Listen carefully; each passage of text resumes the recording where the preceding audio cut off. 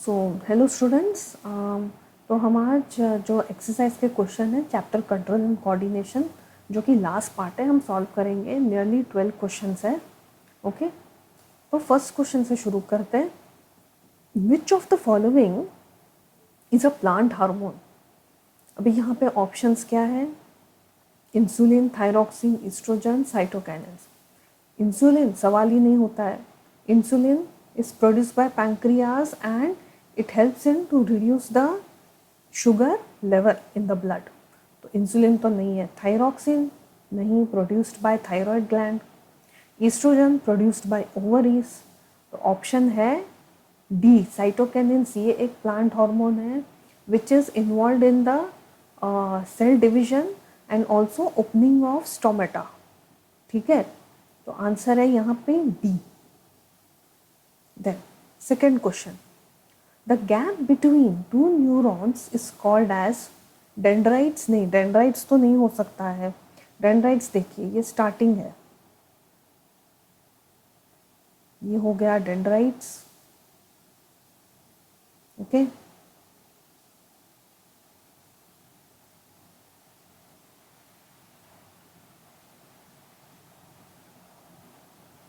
ठीक है। देखो डेंड्राइट्स है नहीं, ये तो हो गया डेंड्राइट्स।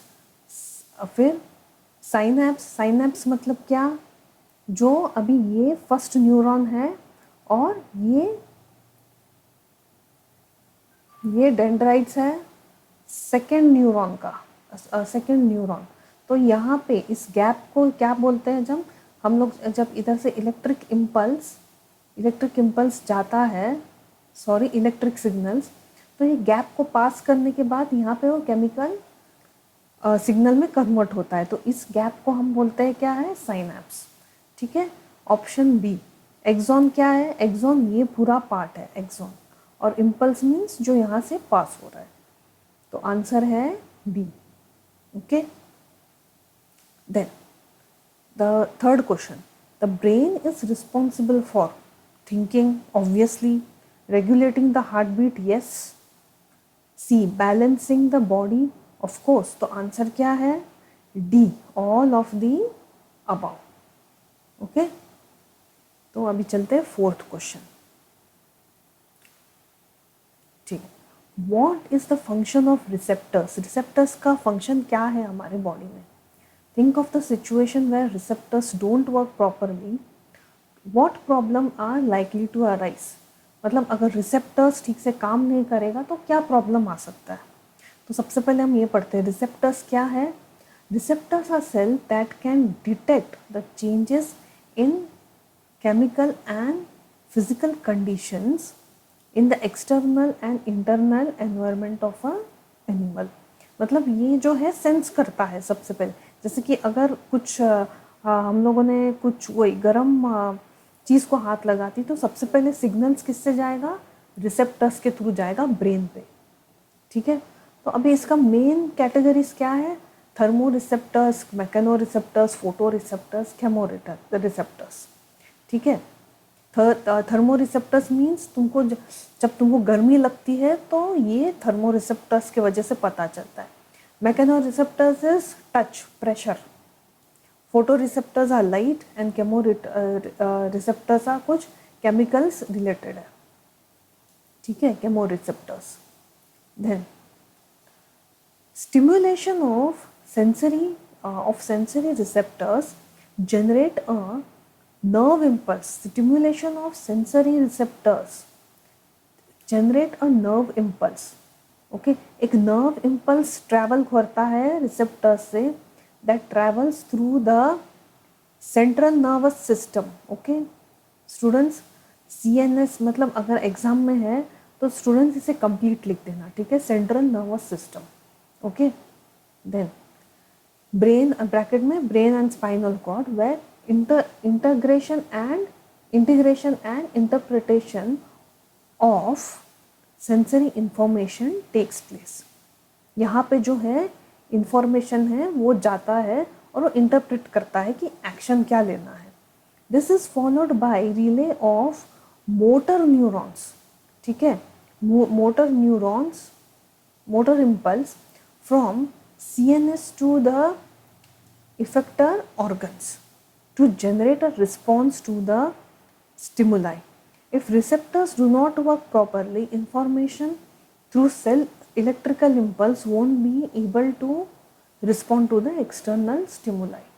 ठीक है, मतलब अगर रिसेप्टर्स काम ही नहीं करेगा तो हम लोग जो वो सेंस ही नहीं कर पाएगा। वो जो एक्सटर्नल स्टिमुलाई जो हो रहा है, जो हम सेंस करते हैं, वो सिग्नल पास ही नहीं होगा और बॉडी कुछ सेंस करेगा ही नहीं। ठीक है। 5th question, draw the structure of neuron and explain the function. अभी यहाँ पे तुम लोगों को जो है स्टूडेंट्स, वो अगर पूछा है एग्जाम में तो एक स्ट्रक्चर ऑफ न्यूरॉन ड्रॉ कर लेना। ठीक है, और फिर लेबलिंग करो उसको अच्छे से एंड देन डिस्क्राइब, या तो पहले डिस्क्राइब करके फिर बाद में भी तुम ड्रॉ कर सकते हो।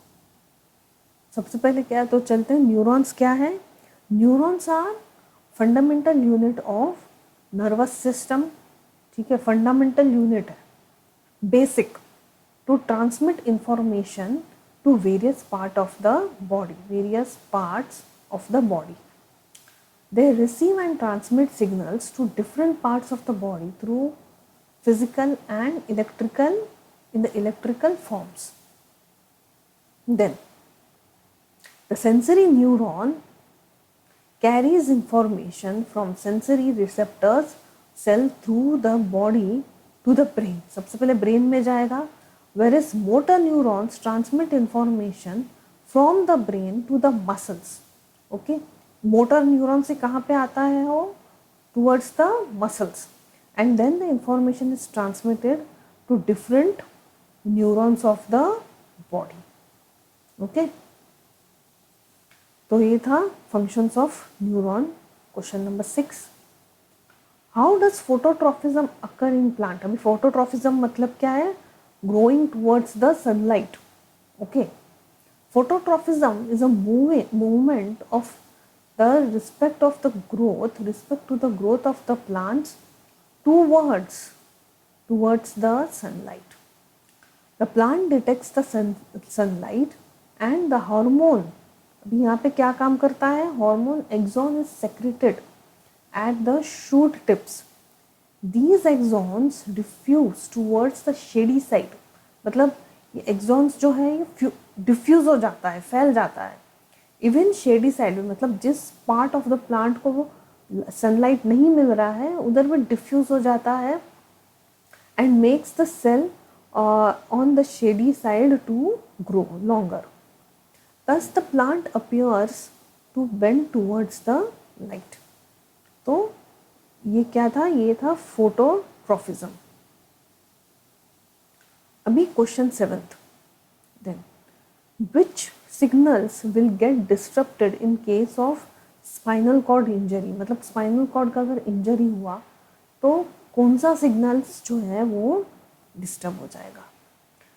अभी सबसे पहले स्पाइनल कॉर्ड क्या है, bundle of nerves that transmit sensory signals from different part of the body to the brain and signal from the brain to different part of the bodies. ठीक है, further the spinal cord also is responsible for reflex action. ठीक है, spinal cord के कारण ही हम लोग का जो है रिफ्लेक्स एक्शन जो है कैरी आउट होता है। Sensory and motor nerves are involved in reflex action and are also disturbed if spinal cord जो है उसको इंजरी होती है। ठीक है, तो ये सब जो सिग्नल्स है, सेंसरी और मोटर सिग्नल्स, ये सब डिस्टर्ब हो जाएंगे जब स्पाइनल कॉर्ड में कोई इंजरी होगी। thus all signals will get disrupted if there is a spinal cord injury. Okay, अभी चलते हैं 8th क्वेश्चन पे। How does chemical coordination occur in plant? Chemical coordination कैसे होता है? ठीक है, plants do not have nervous system or muscle movement. तो इधर क्या है, hormones for chemical coordination. Okay, Hormones are chemical messengers to respond to the internal and external stimuli.